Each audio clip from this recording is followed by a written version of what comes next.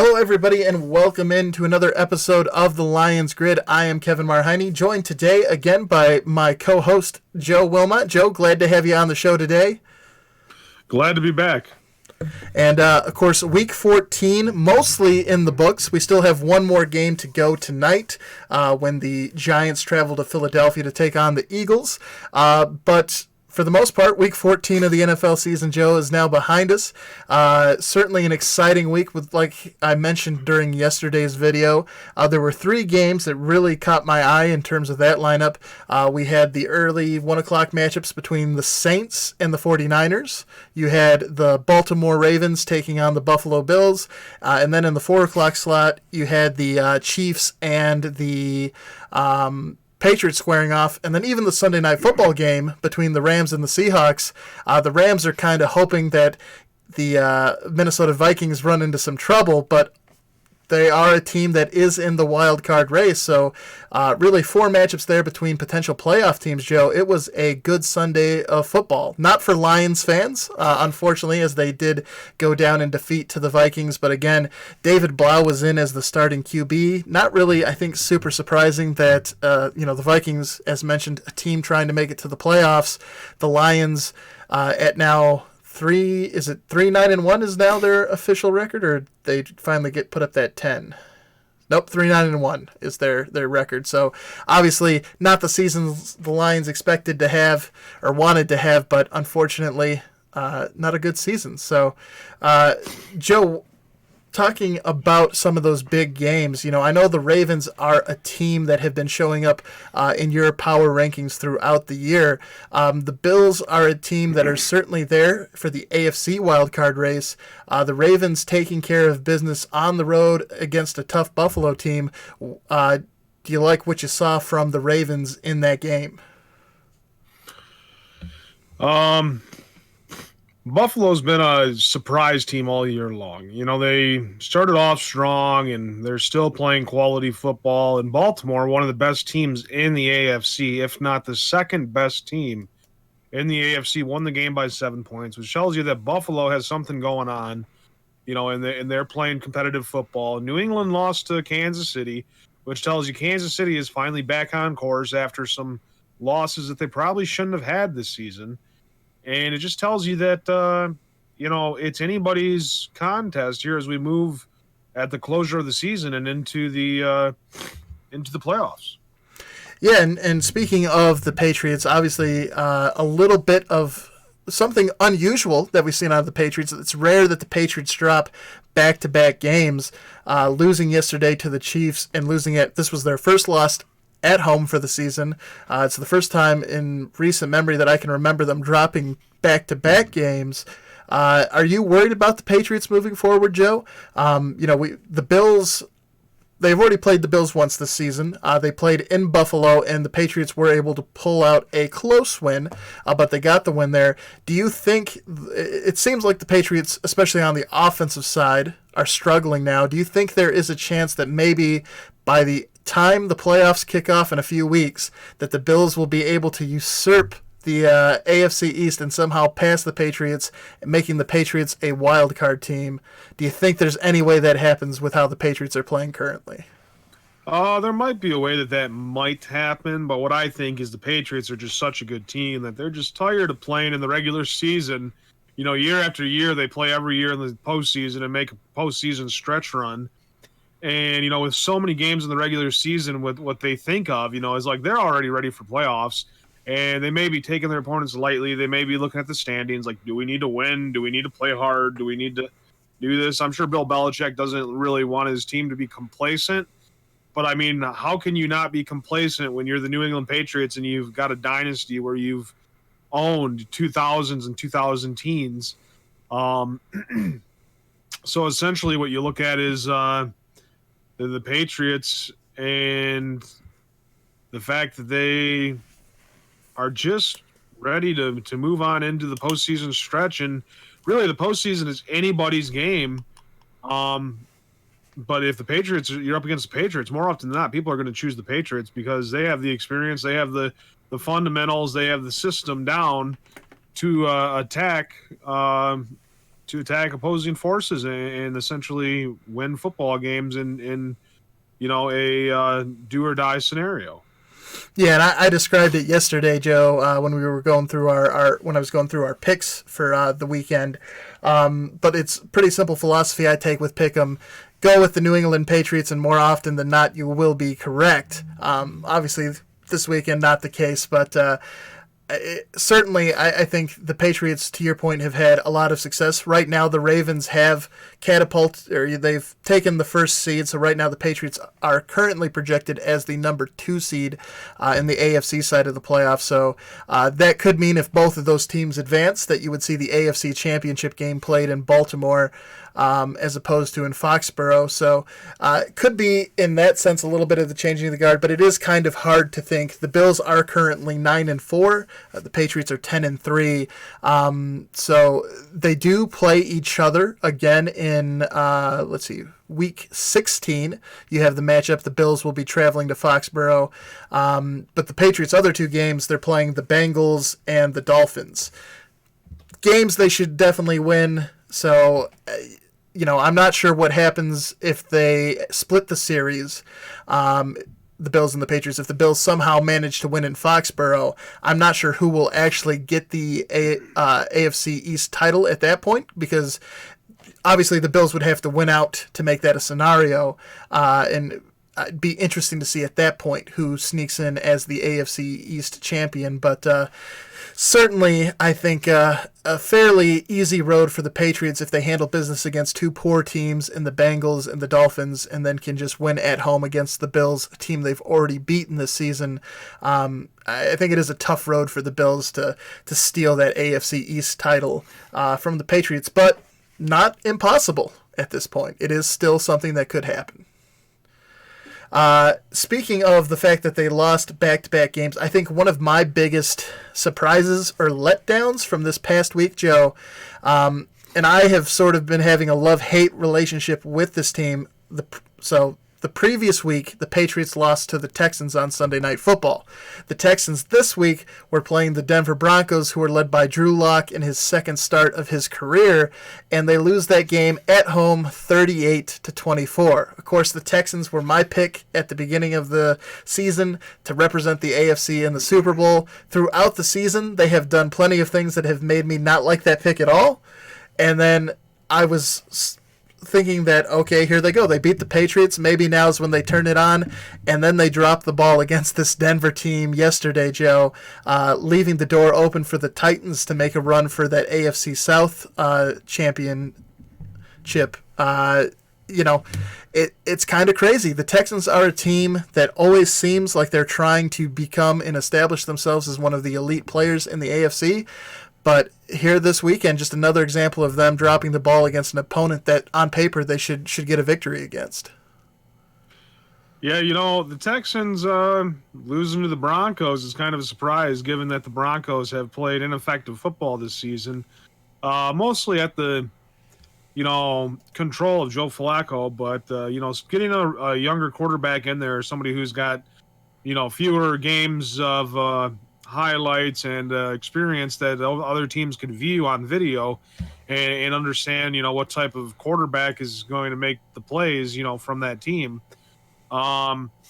Essentially what you guys see is that, Houston's still in the playoff mix. They're still there. They're better than my pick, the Eagles.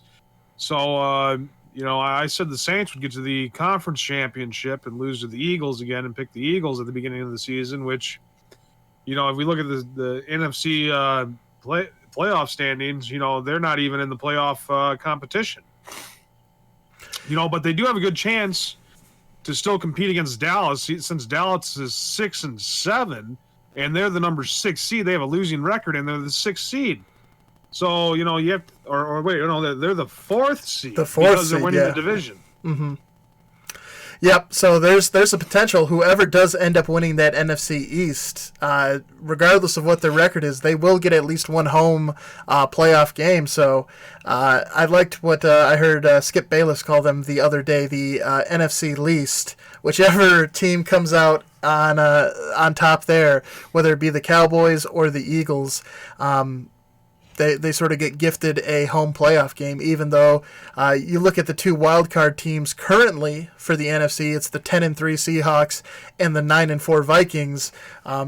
Just based off of their records and how the teams have been playing, you would think that one of those two teams would be more deserving. But of course, with the rules the way they are, the division winners get the home games, so that means that the NFC East winner gets to host one of those two teams, which, yeah, it sucks not having a home game, but if I was the number 5 seed, I would very much enjoy having to play either the Cowboys or the Eagles.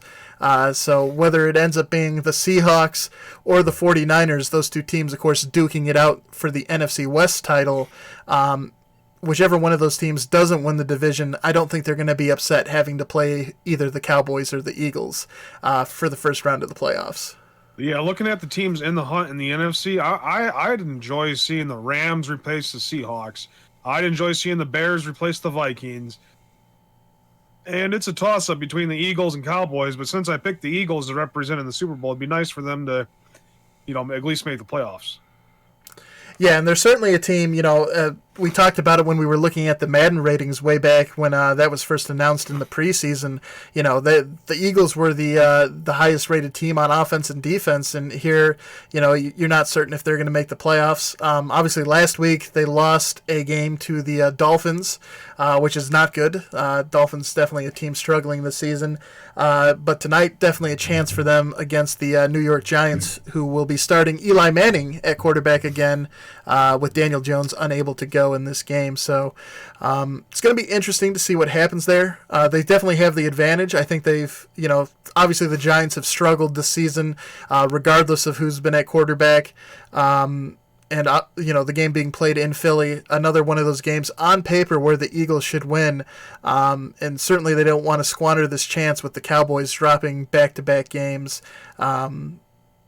They need to get the W here, but just because you need to get the win doesn't always means that happens. But it's not pretty what's happening in the NFC East currently.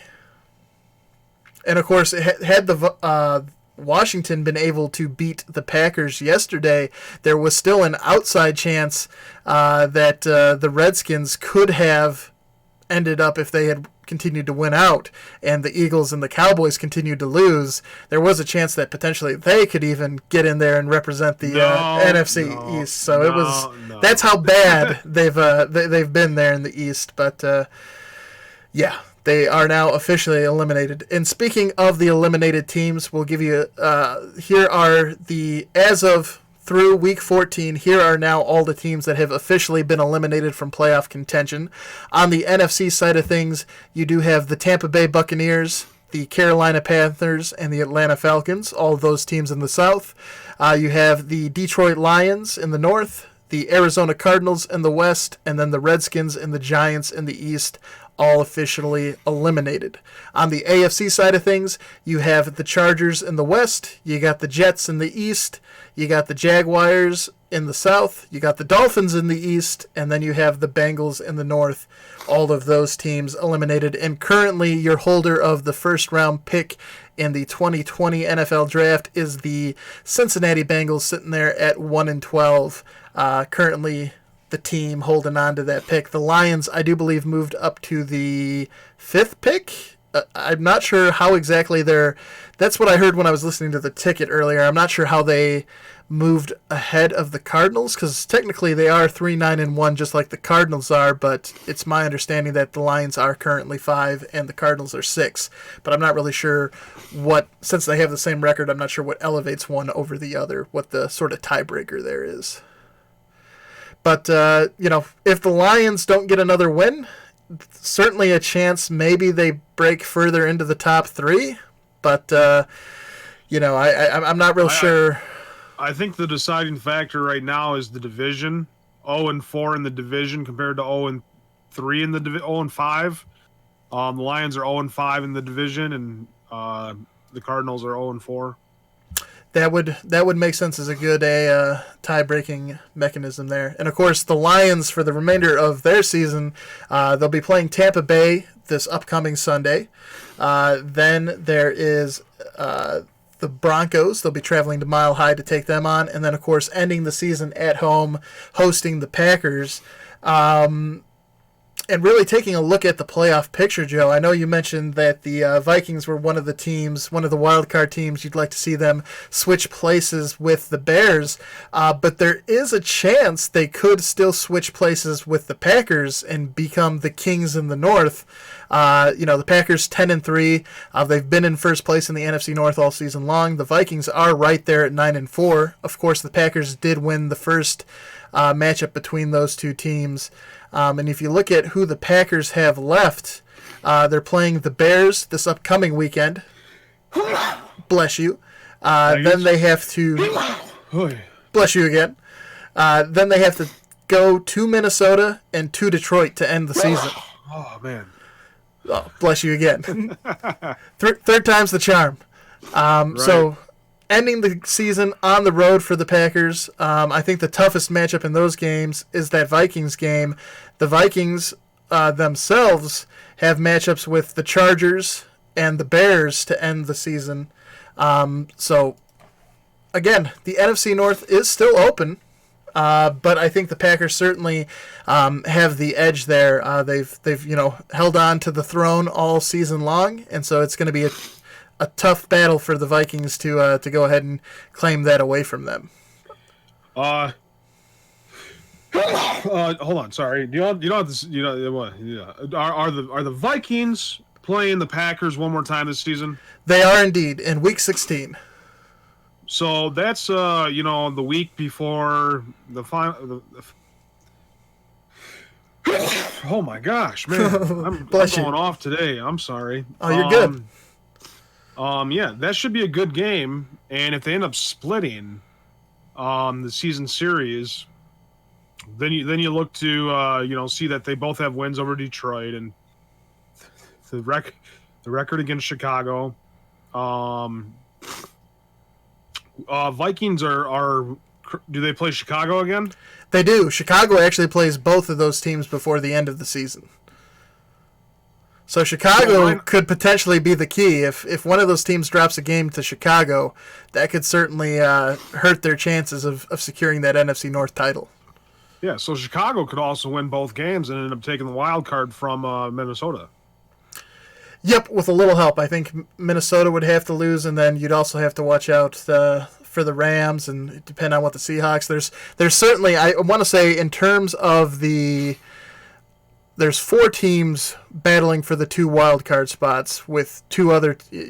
There's also the 49ers and the Packers, who are the current division champs as well. So it's really almost like a 6-team race there for the wild card spots. So there's quite a bit to be figured out here. And I want to say, just like the NFC North teams are playing each other here to end the season, I want to say the NFC West teams are also playing each other as well to close out the season. The Seahawks just played the Rams, but their last 3 games, they play the 49ers again to end the season, and then they're playing the Cardinals and the Panthers. So a fairly easy road for the Seahawks. On the 49ers side of things, they play the Falcons, the Rams, and then the Seahawks, like I mentioned, to end the season. And the Rams this upcoming week are playing the Cowboys, which could be bad news for the Cowboys as they try and seal the end. That should be the game of the week right there. That should be a pretty interesting game with pretty big playoff ramifications. And then, as mentioned, they're playing the 49ers in Week 16, and they get to end the season against the Cardinals. So it's definitely going to come down to the wire, I think, for both the NFC West and the NFC North. These games are going to be really important here, these last 3 games of the year. It's crazy. Once you start watching football, you're like, okay, well, we're into the season. All right, we got the whole season ahead of us. Then before you know it, you start looking at the games go by week after week, and then all of a sudden you're at the end of the season, and you're like, okay, now even though we just got done with week 14 pending 1 game tonight, it's like, okay, well, now there's teams that are already, playing like it's playoff football, because if they don't win out or if they don't win key games, they're not going to be in the playoffs.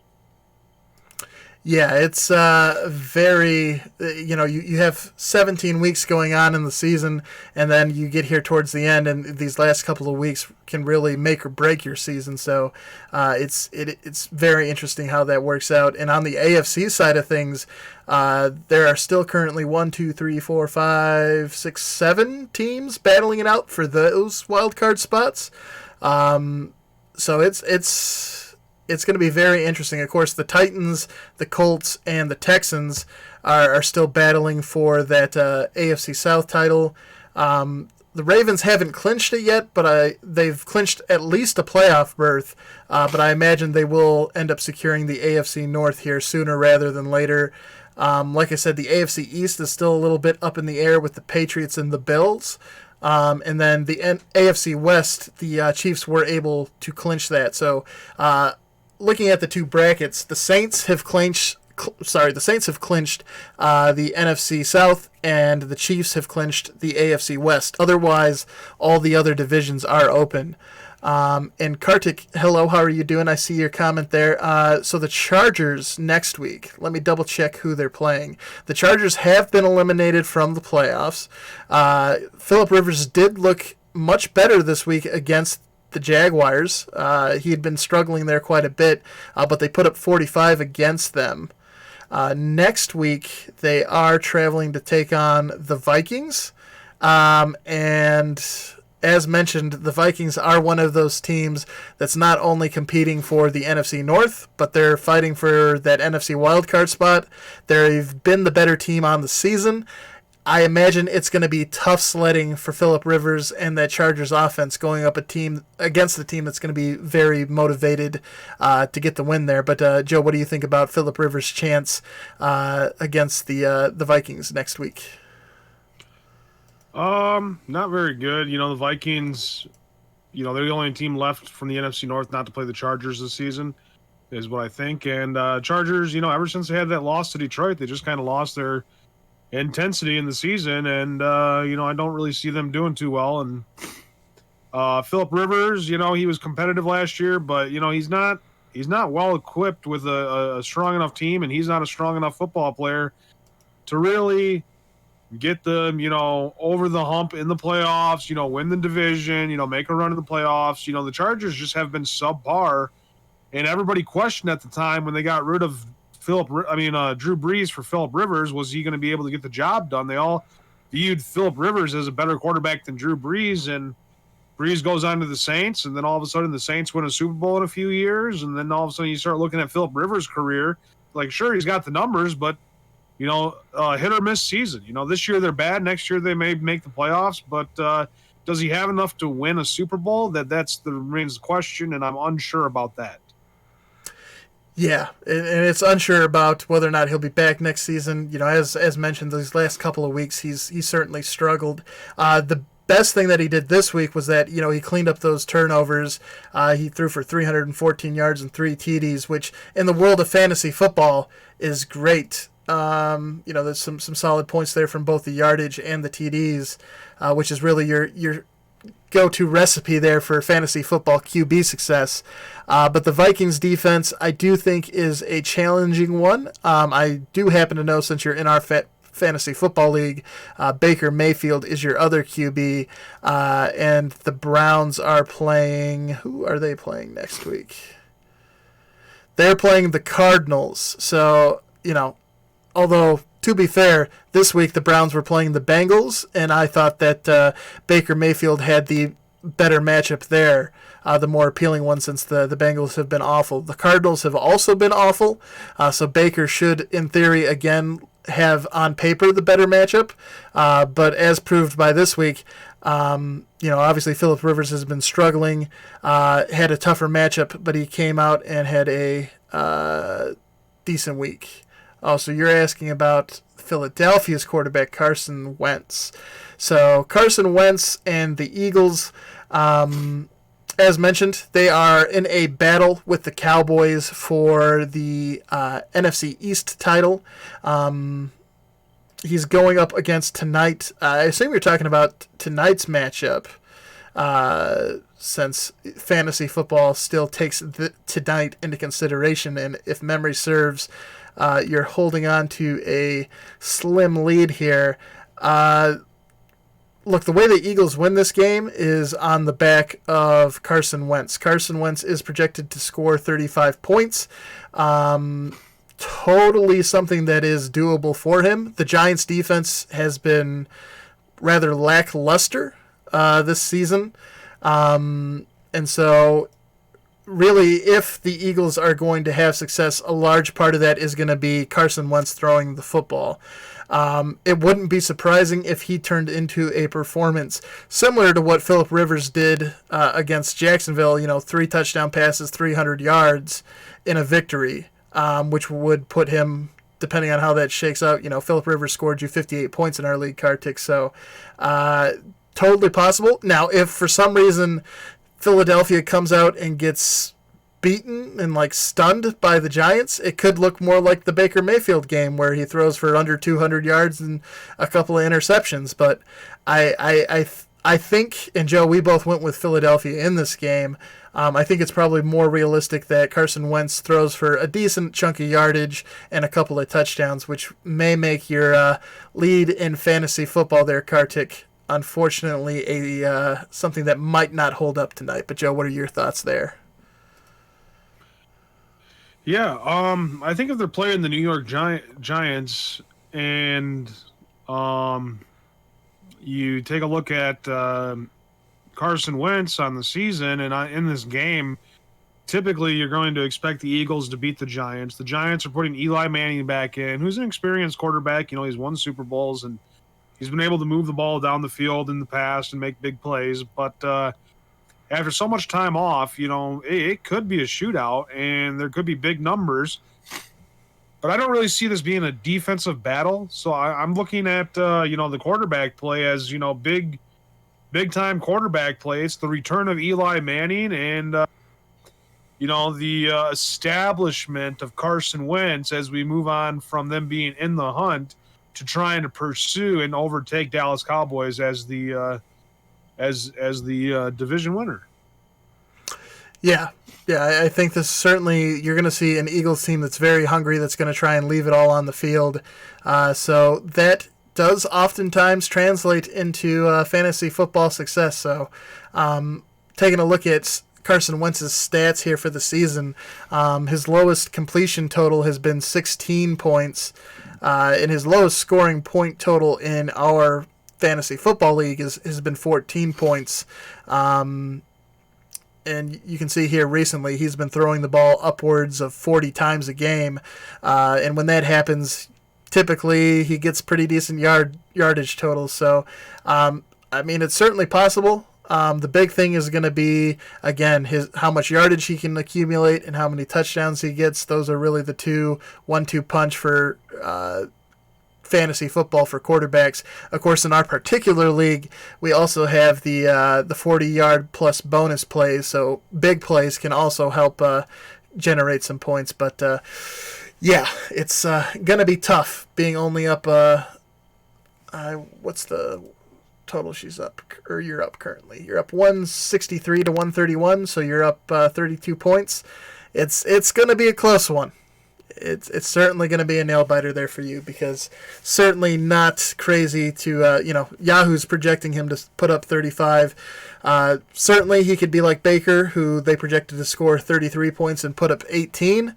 But I would not be surprised if he went the way like Phillip Rivers did on your bench, Kartik, where he was projected to score 32 and put up 58. So it's going to be interesting. It's one of the few games in our fantasy football league, Joe, that is going to be decided tonight. I know, sparring some sort of miraculous negative points out of Saquon Barkley, you will be advancing to the semifinals yourself. So, unfortunately, I'm going to be going home after the quarterfinals, try and hold up in the losers bracket. But it's been a fun year of fantasy football. So congratulations to you, Joe, for moving on it. But Kartik, I'm not sure if you're going to be not sure which bracket you're going to be in, because this Eagles game, I think there's a decent chance Carson Wentz may be able to make up the points there. All right. Well, I think that goes over most of the games from this weekend, Joe. Any last final thoughts before we wrap up the video today? Just a quick note about the Lions. You know, I some of their effort that they played against Minnesota, and it looks like they came out to play and they were more effortful than they have been in previous weeks. I know they played good effort in the Thanksgiving Day game, and that was like a heartbreaking loss. You know, they had so much fun playing that game and really wanted to win it for the fans of Detroit and the people of Detroit, and they weren't able to. And then you take a look at the next week. Can't really recall right now who they played after Chicago. Do you remember? It was just a second before Chicago was. It was the Redskins. The Redskins, yeah. I watched a little bit of that game, and you know, to lose to a team that is not having a good season, you know, it was competitive. It was tied at 16 all the way through, and then to lose as at a field goal at the end. You know, they're coming off some tough defeats, and with their main quarterback, their main ability to move the ball down the field out, and, you know, kind of losing, you know, early on in the season, Stafford after the Raiders game. You know, they've kind of given up on the season, but, you know, you'd still like to see them play competitive football. And I saw some guys out there competing and some guys just not caring, just like, whatever. We play for the Lions. And, you know, overall, we got 3 games left of the NFL season, and I'd just like to see the competitiveness come back, some good plays. And I don't really care about the record. They could lose out for all I care. But, you know, I'd like to see them play with effort, you know, and not just give up on the season. There's certainly an opportunity, and I know most Lions fans are not fans of the Green Bay Packers. They do they get to host the Packers to end the season, so a potential chance to play spoiler there for the Packers. And Joe, you know, we were talking before we started the show about, you know, I wasn't sure why Matt Stafford hadn't been placed on IR yet, considering, you know, that it seems like his back fractures haven't been healing up. But maybe the reason he doesn't want to go on IR is so that he can play in Week 17 and spoil the Packers season, maybe knock him down to the wild card. Maybe that's what he's looking for. But yeah, it's in terms of what the Lions can achieve. There's, you know, at this point, it's been this season is what it is. 3-9-1 is certainly much closer than we thought it was going to be to the ESPN predictions at the beginning of the season. Because, you know, we looked at that, Joe, and we thought that was a little being harsh. And, you know, you projected them to go 6-10. I was saying 8-8. And then, of course, after the first couple of games where they, you know, beat the Chargers, they beat the Eagles, they hung in there against the Chiefs and lost to the Packers by a point. Like, it was, you know, you were still feeling pretty good about the team, but at this point, you know, with the record where it's at 3-9-1, there's not a whole lot to be gained out of the season anymore, but maybe a chance in Week 17 to spoil things for the Packers. Maybe that'll be the one thing to sustain the team here moving forward as they try to close out this season. But yeah, that will do it for us today. If you did enjoy the show, please do help the channel grow. Hitting the like button on the video and subscribing to the channel if you haven't done so yet already are the 2 best ways you can support us. We're making great progress there, building up the community, but still would welcome anybody who wants to give us a subscribe or a like. It's really, like I said, it's we appreciate your help there, and it's honestly great support. So thanks to everybody who's tuned into the videos throughout the season and all that good stuff. We will be back later this week with some more videos. Of course, tomorrow will be the Kings in the North episode, so I'll be back for that. But you know, of course, we'll have a lot of the other episodes, the Pick'em and all that good stuff. We'll give you the updated Pick'em record here later this week. Was a good week for myself, but yeah, we'll have to see how tonight goes on whether or not I'm able to add another win to the tally. Of course, me and Joe both going with the Eagles, so we'd both be adding a win, or if the Giants make us add another tally to the loss column. But until the next video, I'm Kevin Marheine. He's Joe Wilmot. We'll catch you during the next video.